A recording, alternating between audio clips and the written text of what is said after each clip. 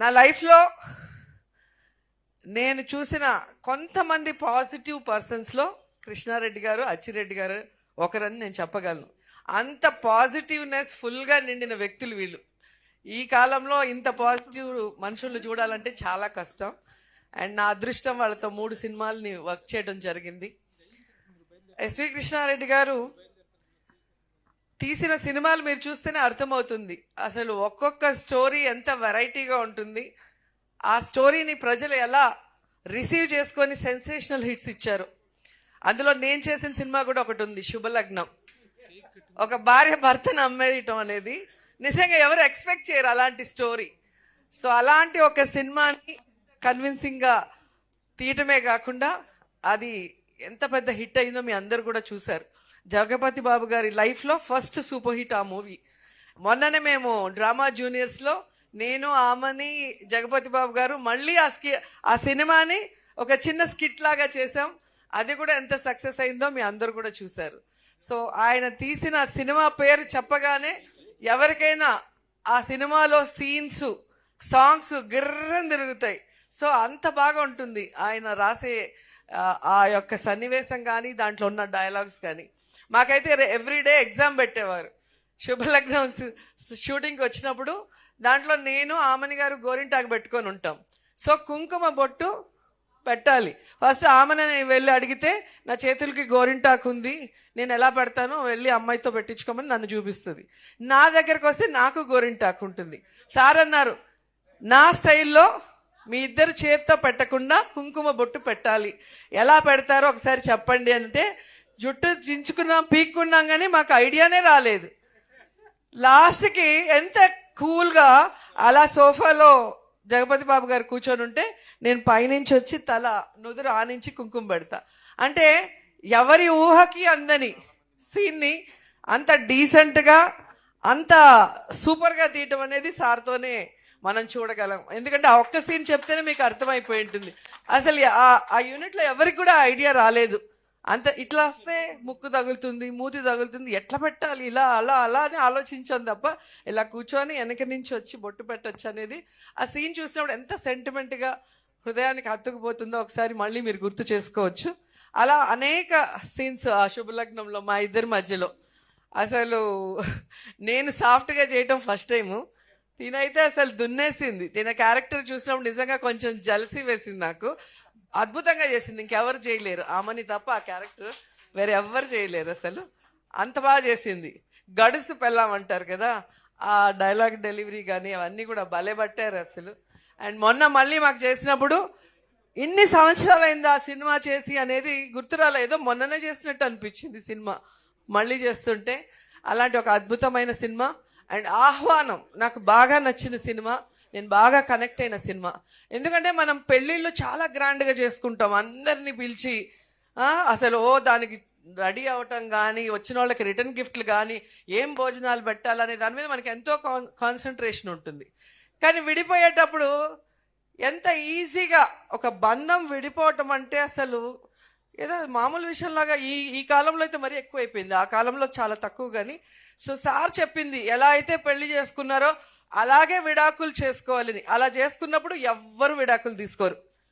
ఆ తంతు కనుక జరిగితే పెళ్లి తంతు, దాన్ని రివర్స్లో మళ్ళీ అందరినీ పిలిచి మళ్ళీ అందరికి భోజనాలు పెట్టి మళ్ళీ తాళి ఇప్పించేది కనుక పెడితే నాకు తెలిసి ప్రతి ఒక్కరు సెంటిమెంట్గా ఫీల్ అయ్యి ఆ బంధం ఎప్పటికీ విడిపోదు, కలకాలం కలిసిమెలిసి ఉంటారు భార్యాభర్తలు. సో అలాంటి ఒక అద్భుతమైన మెసేజ్ ఇచ్చిన సినిమా సార్ తీశారు. నాకు అది ఇప్పటికీ చాలా ఇష్టం. ఎందుకంటే మనం ఒకసారి పెళ్లి చేసుకునే ముందు ఆలోచించుకోవాలి, మనం ఉండగలుగుతామా లేదా, అడ్జస్ట్ అవుతామా లేదా అనేది. చేసుకున్న తర్వాత జస్ట్ లైక్ దట్ ఈ మధ్య కాలంలో ఫ్యాషన్ అయిపోయింది 1 month 2 monthsకే. అలాంటి వాళ్ళకి ఈ సినిమా మళ్ళీ రిలీజ్ చేసి ఒక మెసేజ్ ఇవ్వాలని మళ్ళీ కోరుకుంటున్నాను. అలాగే యమలీల అద్భుతమైన సినిమా. ఆలీ గారిని మనం కామెడీ ఆర్టిస్ట్గా చూసాం. ఆయన పర్ఫార్మెన్స్తో అలా కూర్చుంటే అలా నవ్విస్తూనే ఉంటారు. మమ్మల్ని అయితే సెట్లో ఎలా ఇరికిస్తారో. ఒక సినిమాలో అయితే డైరెక్టర్ గారు చాలా సీరియస్, ఒక మలయాళం డైరెక్టర్, తెలుగు సినిమా, దాంట్లో సీనియర్ ఆర్టిస్టులు అంతా ఉన్నారు. ఆలీ సైలెంట్గా నించొని జోకులు మేమందరం దొరికిపోయి తిట్లు తినేవాళ్ళం.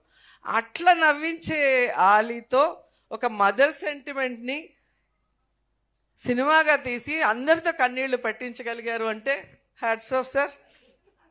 నిజంగా అది చాలా పెద్ద విషయం. సో ఆలీ గారికి హీరోగా అక్కడి నుంచి తను మళ్ళీ ఘటోత్కచుడిగా నాతో యాక్ట్ చేయడం జరిగింది. మేమిద్దరం ఆ సినిమాలో అల్లరంటే అల్లరి.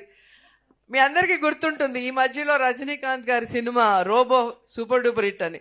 ఒకసారి ఘటోత్కచుడు చూడండి, దాంట్లో రోబో ఆ కాలంలోనే హీరోయిన్ని లవ్ చేయటం, టచ్ చేస్తే డ్యూయట్ సాంగ్ అన్నీ అప్పుడే తీసేశారు సార్.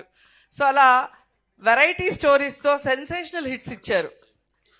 ఎందుకంటే నేను యాక్ట్ చేసిందే చెప్పగలను. మీరు 1 hour తర్వాత మీరు చూస్తే ఇండస్ట్రీలో మనం చూసాం, అందరూ ఏదో ఒక రంగంలో సక్సెస్ అవుతారు. కానీ కృష్ణారెడ్డి గారు మాత్రం డైరెక్టర్గా, రైటర్గా, ప్రొడ్యూసర్గా, హీరోగా ఇలా మల్టీ టాలెంటెడ్ అన్నిట్లో కూడా సక్సెస్ అయిన వ్యక్తుల్లో ఆయన కూడా ఒకరు. ఆయన పేరు ఎస్వి కృష్ణారెడ్డి, అంటే సత్య వెంకట కృష్ణారెడ్డి గారు ఫుల్ నేమ్. కానీ నేను అనుకుంటాను ఎస్ అంటే సెంటిమెంట్, వి అంటే వినోదం. సో సెంటిమెంట్ని వినోదంని కలగలిపి ఆయన తీసిన సినిమాలతో ఆయన ఇంటి పేరుగా పెట్టుకున్నారు ఎస్వి కృష్ణారెడ్డి గారు. అండ్ ఇండస్ట్రీలో ఆయన సినిమాల సక్సెస్ చూసి ఎస్ అంటే సక్సెస్, వి అంటే వర్సటైల్ అని కూడా చాలా మంది అనుకున్నారు. అన్ని సూపర్ హిట్స్ రాజేంద్ర ప్రసాద్ గారితో కానీ మాతో కానీ ఇక్కడ ఉన్న అందరూ, ఆమని, ఇంద్రజ, లయ, రవలి చాలా మంది కనిపిస్తున్నారు. చాలా ఇయర్స్ తర్వాత ఇంతమంది కలిసి కృష్ణారెడ్డి గారి పుట్టినరోజు జరుపుకుంటున్నామంటే ఆయన వ్యక్తిత్వం ఎంత గొప్పదో మీరందరూ కూడా తెలుసుకోవాలి. ఆయనతో పరిచయం ఉన్న వాళ్ళైనా, ఆయనతో వర్క్ చేసిన వాళ్ళైనా ఆయన్ని ఎప్పటికీ లైఫ్లో మర్చిపోలేరు. ఆయన అచ్చిరెడ్డి గారు అంత ప్రేమ అభిమానాన్ని పంచిపెడతారు. సొంత కుటుంబ సభ్యుల్లాగా మనం చూసుకుంటారు. కాబట్టే ఈరోజు ఇంత బిజీ షెడ్యూల్లో కూడా ఇంతమంది ఆర్టిస్టులు, ఇంతమంది హీరోయిన్లు, ఇంతమంది టెక్నీషియన్లు ఇక్కడికి వచ్చి సార్కి విష్ చేయాలి అని విష్ చేస్తున్నారు. ఆ విషయం అందరూ కూడా మరొకసారి గుర్తు చేసుకోవాలి. అండ్ నేను మనస్ఫూర్తిగా కోరుకుంటున్నాను, కృష్ణారెడ్డి గారు మళ్ళీ సినిమాలు తీయాలి, క్లీన్ సినిమాలు.